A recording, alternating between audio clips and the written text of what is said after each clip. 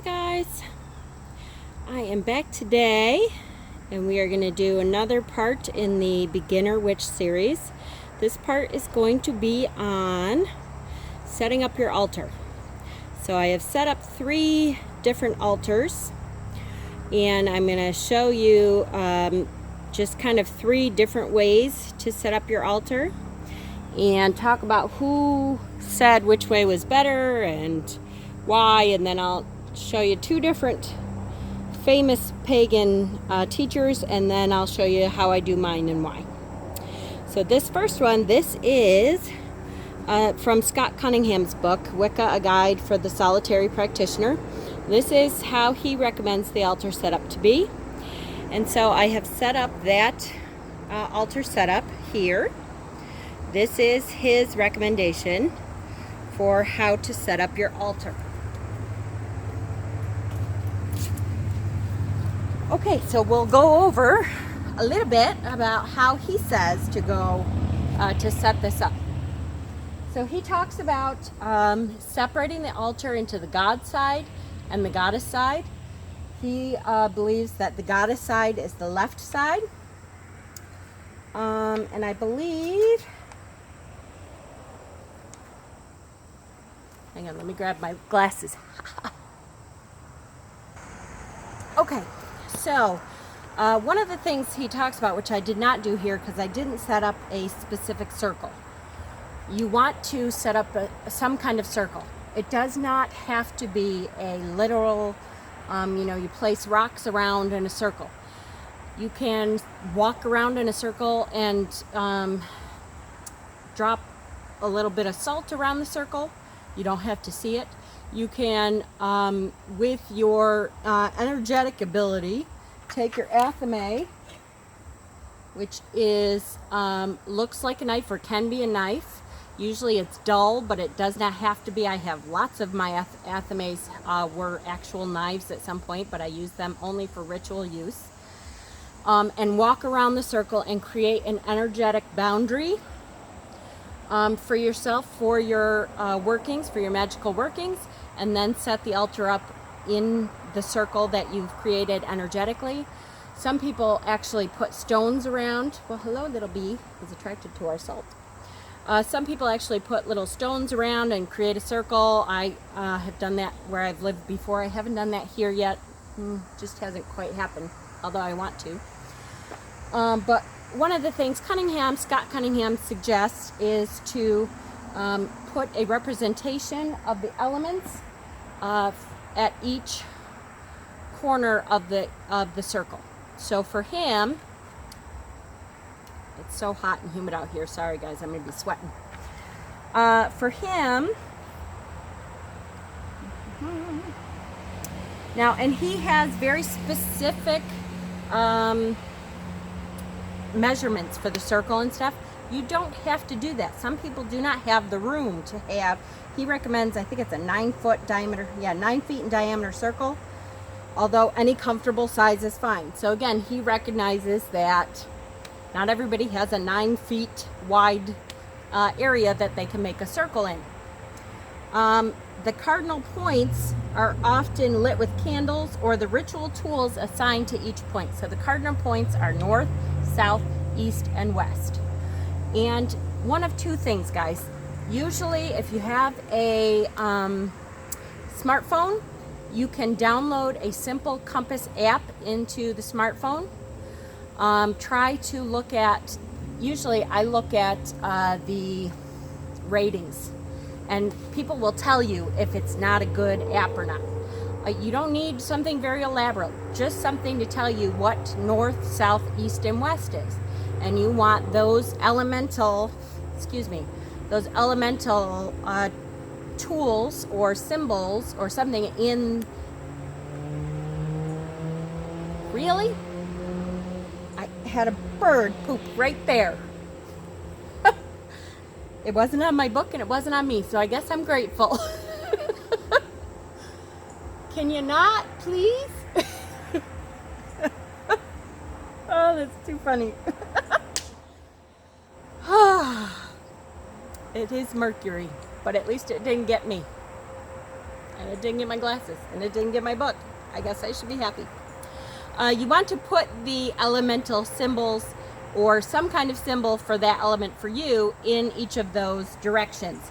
So you can put, let's see, I know he has suggestions. So the pentacle or a bowl of salt or earth may be placed to the north. This is the realm of earth, okay?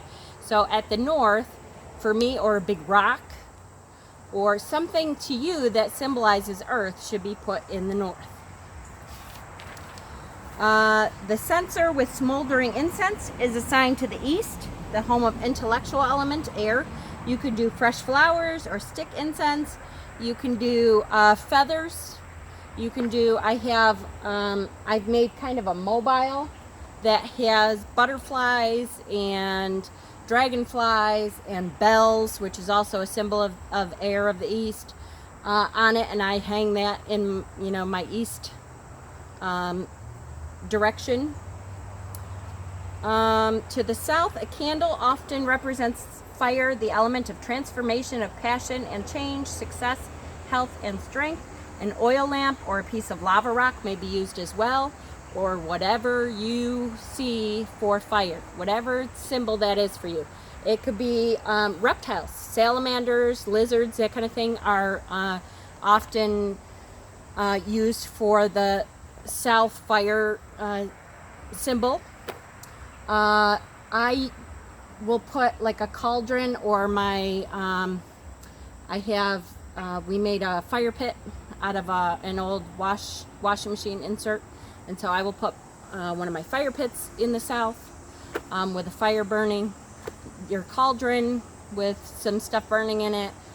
However you think of fire, put that in the south direction.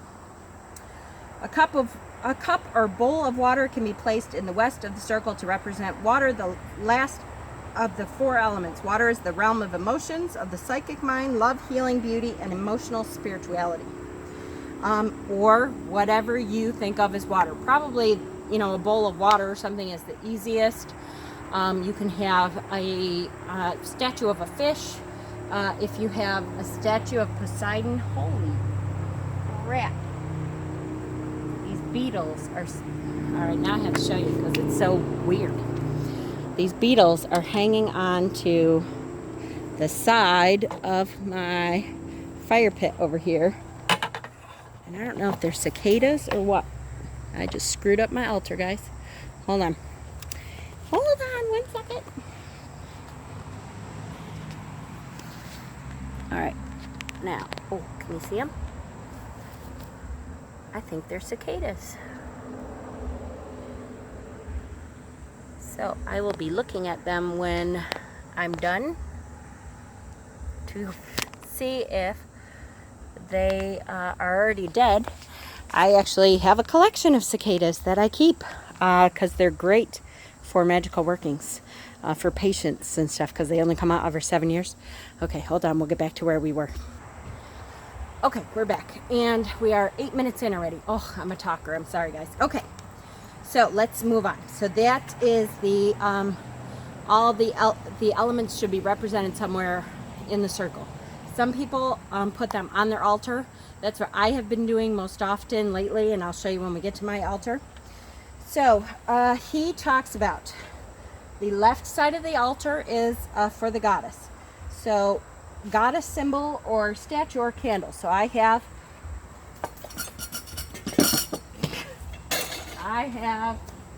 ruined my altar. No. Okay. I've gotten stuff on it though. How nice is that? So I have my goddess statue here. What happened to my candle? Oh, I'm a terrible klutz, guys, so you'll have to forgive me. It's too funny. Okay, I will try not to. It's because of, you can't see them. They're candle holders. Oh, you can see that one kind of on the corners of my altars and my pants caught. Okay. So on the far back corner is your symbol of the goddess, and I'll show you several different as we go through the different altars. You can use all kinds of different stuff for the goddess. Some examples would be a goddess statue, a silver candle. Silver The color silver is for the goddess usually, and gold is for the god usually. So I buy up every silver and gold candle I can find when I go to the thrift shops, so that I can use them for symbols. I have a whole box of just silver and gold candles. If you do not have silver or gold, don't forget that white candles can be substituted for any other color. So if you just take a little, either a pen without the ink part in it, or your athame, if it has a decent point, or a little knife or whatever, and draw a symbol in there that reminds you of the goddess. There's all kinds of, there's the 3 moon, the waning moon, or I'm sorry, the waxing moon, the full moon, and the waning moon. There is, just the goddess symbol where it looks like a stick figure almost, but it's a woman, obviously, with the spiral in her belly. All kinds of, whatever means goddess to you, put something like that on the left. Some people have a shell. A shell can symbolize the goddess because of the spiral. Even just a bowl could symbolize the uterus, the womb. That's what we use. The cauldron symbolizes the womb of the goddess. So, be creative. Use your imagination. So, first he talks about the goddess symbol in the back left corner there. So, in front of the goddess symbol is a bowl of water. Or I just have an offering dish of water here that I'm spilling all over. The good thing this is my outdoor altar cloth, which, by the way, you can have an altar cloth if you want. You don't have to have an altar cloth. I usually do because I like to switch them out for the different colors of the season. If you don't want to, you don't have to. If you want to, you can use a sheet and put symbols on a sheet. Get creative. In front of that is your cup, goblet, chalice, however you want to call it. This one, to me, shows moons all the way around it. I found this at Goodwill, though, and it's just a clay chalice. I have lots, because anytime I find one that I think reminds me of a goblet or a chalice, I get it at the thrift store. So I have several that, to me, again, I change them out with the season. And then in front of that is a wand. Wand is the symbol for the goddess. So you put your wand out in front of that. And the bell out in front of that. And then the broom also symbolizes the goddess. The besom symbolizes, or besom, symbolizes the goddess. I've heard it pronounced both ways. However you want to pronounce it, I'm sure the goddess is not going to die because you pronounce it besom and it's really supposed to be pronounced besom, or you pronounce it besom and it's really besom, or however you want to do it, guys. Really. Okay. So then in the center of the altar, this is Scott Cunningham's, don't forget. Oh, I gotta move my butt. Okay. Is the censer for burning incense. If you don't have a censer and you do have a cauldron, use your cauldron. If not, you can fill a bowl up with salt or sand and use that. That will disperse that fire energy and stuff, and hopefully it won't crack the bowl. In front of that is a red candle, according to Scott Cunningham. Now, hold on one second. Okay, I was trying to find out, I could not for the life of me find where he said why a red candle in the center. I know he talks about red, gold represents the god, and green and white and silver represent the goddess, although white is for either. So I don't know why he wants a red candle in the center. I do not do that. But if you go by Scott Cunningham, that's what he recommends. Then the pentacle. So you want some kind of pentacle. This is just a little piece of wood that was cut into a shape of a star that I got from Michael's and had my husband draw around the edges of it so it looked pretty. Whatever, you can use anything. Those little silver cutouts at Michael's, I think, were like $1.50. They're really cheap, guys. You don't have to have some elaborate pentacle. It's okay. And then your cauldron in front of that, which you will put your spell materials in. Scott Cunningham talks about the cauldron having to have 3 feet to it. If you don't have 3 feet on your cauldron, that's okay. Be aware if you're using a cauldron though and you're burning anything into it, if it does not have feet on it, make sure you put it on some kind of stone or flat fire safe surface so that you're not burning whatever is underneath, because it will get hot under there. And be careful when you're taking care of your altar after you're all done that you don't burn yourself. I've done it. Okay, so on the right side we have our God symbol. Can be a statue, can be a gold candle, can be a white candle with the God symbol etched into it. The God symbol, I'll show you, one that I have over there. It can be a circle with horns on it. It can be whatever you see the God symbol as. Look up some God symbols if you want. There's a million of them. It can be, you can print out a picture of whatever God you feel is one of your deities and put a picture of it. Put it in a frame. Don't put it in a frame. Be creative. In front of that is a bowl of salt. That is an offering to the God. It cleanses everything. Salt is usually on the God side. We'll go over that because it's a little bit different with Buckland. But the knife or athame, this one is kind of a Buddhist Parma. And then he also recommends the bowling knife in front of that, which the bowling knife is a white-handled, curved, see it's sharp, curved knife. This is not a traditional bowling knife. It is a white handle, but I used an altar one, or an antler knife. That's what I use for my bowling. That is used in as a magical tool for a lot of things, especially cutting of herbs and stuff like that. This is actually a knife that is sharp and can be used to cut herbs. So Scott Cunningham recommends that your altar face north, because that is the center of power, according to him. Again, I'm just giving you examples. If you feel like you want your altar to face south because you feel like a fire person, do that. It's okay. All right, we're going to move on to our next altar, which is going to be Raymond Buckland. Okay. We may have to do this one in 2 parts, guys, because I don't know if I'm going to get it down to half an hour. So Raymond Buckland's altar. Let me get my fat butt out of the way here. Let me show you a picture of it first. So here is, let me go back to autofocus. There we go. This is the image that Raymond Buckland has in his book, Wicca for Life. For his altar setup suggestion. Okay, so it is different from Scott Cunningham's. Raymond Buckland recommends facing your altar to the east, and he says why. I'm trying to remember.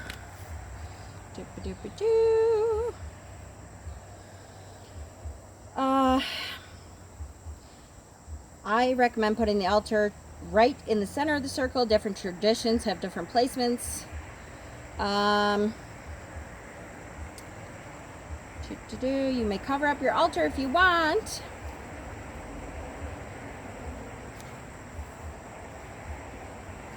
Okay, so here we go. The exact positioning of the tools is again your choice. Some say that they must follow the positioning of the elements. East is associated with air, south with fire, west with water, north with wind, or north with earth.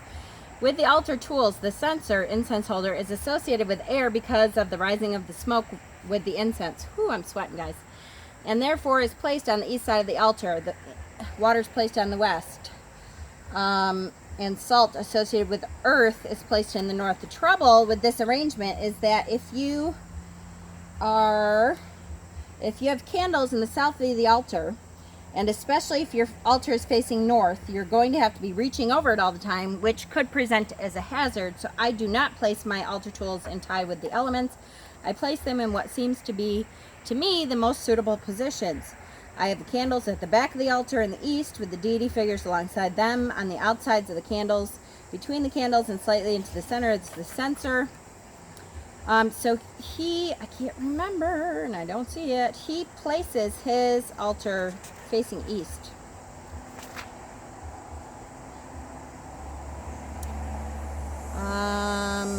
Which of course I cannot find what. Oh, I know, it's because it's the rising of the sun and moon. So that's why he places it east. Okay, so he recommends, he says, along the back of the altar, he recommends putting the god and goddess symbols on the outside, left and right of the altar. Now, he doesn't say specifically the god is the left or the right, but in his picture, he has the god on the left and the goddess on the right, which is opposite of what I do. But again, whatever feels comfortable for you. Here I have the god symbol is a bronze stag, a brass stag that I found. Find whatever means God to you. I also have put a gold candle. I don't know if you can see that. There you go, up close. A gold candle for the god. I'm getting eaten by mosquitoes. Stop it, mosquitoes. Then I have a goddess symbol on the left. And I have put a silver candle, which I haven't really set up very good, obviously. On the inside of that goddess. And I have just dropped it. I'm such a klutz, guys. Alright, I'm going to try to at least get through this altar, and then we'll go through my altar and my suggestions after. Hold on. I'm getting mosquitoes. I am going to start my citronella candle. Hold on. Okay, sorry guys. I had to get my little citronella oil lamp started because I was getting eaten all of a sudden. And I have sandals on. So those mosquitoes have been getting my feet. I'm going to have these big welts because I'm allergic to mosquitoes. Okay. Alright, so the god and goddess on either side with their candles in the just inside of them. Again, gold and silver, white with sigils or symbols inscribed into them is fine. Cunningham talks about green for the goddess and red for the god. If you have green and red from Christmas, perhaps.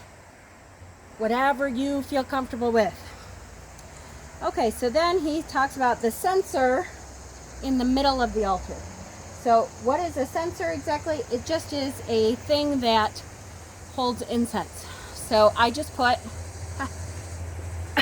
a shell, an abalone shell, with a cone incense, so I'm not going to be lighting it. Actually, Buckland specifically talks about the censers that are on chains, which I have one upstairs, I think, but I didn't go get it, so I'm sorry. Because he thinks that's a good effect, that when you're doing cleansing, the cleansing part of the ritual, that you can swing the incense around and kind of cleanse everyone. You don't have to have one, but again, that's something that may be easier to find than the rest of our pagan kind of stuff, because if you go to a church supply store, they have them there. And they don't have to know that you're using it for pagan worship, altar rituals. So that actually is a lot easier to find than some of the other things. Like, really, to me, the hardest part to find was the god and goddess statues. I did not have actual god and goddess statues like I just showed you on the other altar till like 4 years into my path. My husband actually bought them. And the goddess that he bought is Freya, who I love, but that is not one of my deities, but it's still a goddess. So I am proud of her and I love her. I put her on my altar, and that is awesome. At some point I would like to get a few more of some of the gods and goddesses that I do consider my deities, but it's okay. And again, in the meantime, I got brass stags, and I found a goat, like a goat. I'm sure I've showed it at some point, but it's just a little goat figurine. And the goddess, you can find goddesses. You can find the goddess Athena around, or what looks like a maiden, and make her a goddess. Marshalls, TJ Maxx, and Home Goods are all part of the same conglomerate, and they're really good for that kind of stuff, for statuary kind of stuff. I have seen a lot, especially look around Halloween, there's a lot of good stuff, but Where did I just see? What? There was great. They have the Green Man sometimes. Darn it, I can't remember. In the summertime, they get some of like white statues of Athena, kind of, for the poolside, kind of, that kind of stuff. Look at garden supply centers. Okay, so 5 minutes. Let me at least get through this one. Okay, so then he recommends salt, water, and oil. And the oil is for anointing. Buckland does a lot of anointing oils for initiation, and also he anoints for a lot of different rituals, which I do not do a lot of. I do once in a while. I have a friend that the person who initiated me used oils a lot too, and you certainly are welcome to use them. I kind of forget about oils most of the time when I'm doing ritual work anyway. Then he recommends the bell right in the center, and the athame right in the front. So this is an athame that I bought, I don't know, years ago. And again, it's an actual knife, but it's kind of elaborate and stuff, so I use it for a ritual knife. Now, if you're going to use a real knife for an athame, I do recommend not using it for anything else. Use it as your ritual knife. You want to imbue that with energy for ritual and god and goddess and paganism and that kind of thing. You don't want to use that as, you know, cutting up your tomatoes and stuff, and then also use it on your altar. If you can. If you only have one knife in the entire house, use it. Just make sure you cleanse it before you use it. Salt, water, incense, sage, and then, you know, tell it what its purpose is before you use it. On the right side of the altar, then, he has the goblet. He specifically calls it a goblet and not a chalice because he says that the chalice has Christian connotations behind it. So I use either. And he says a dish for libations, which means the offering. Very often you'll have a bread offering for your coven or yourself if you're only solitary, or your family, whoever's doing the ritual with you. And then you also want to offer part of that libation to the gods and goddesses. So that is the second altar configuration. I am going to stop here because we're almost at 30 minutes and start again and talk about how I set up my altar normally, my ritual kind of altar normally, and show you my what is kind of an example of what my ritual altar would look like, and then we'll finish for the night so I don't get eaten to death. Blessings. See you in part 2.